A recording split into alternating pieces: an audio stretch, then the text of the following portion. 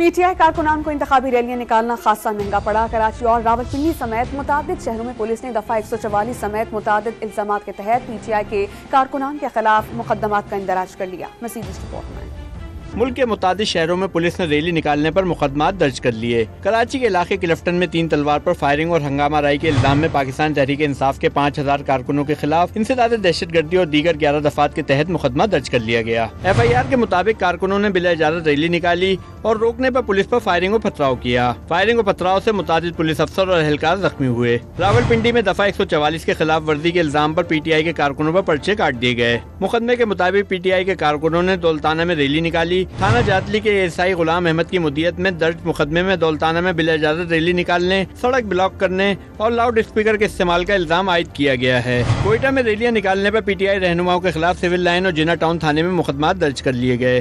F I R میں صوبائی general secretary سالار کاکڑ، خادم حسین وردک، ملک فیصل سمیت دیگر رہنماؤں کے نام شامل کیے گئے ہیں۔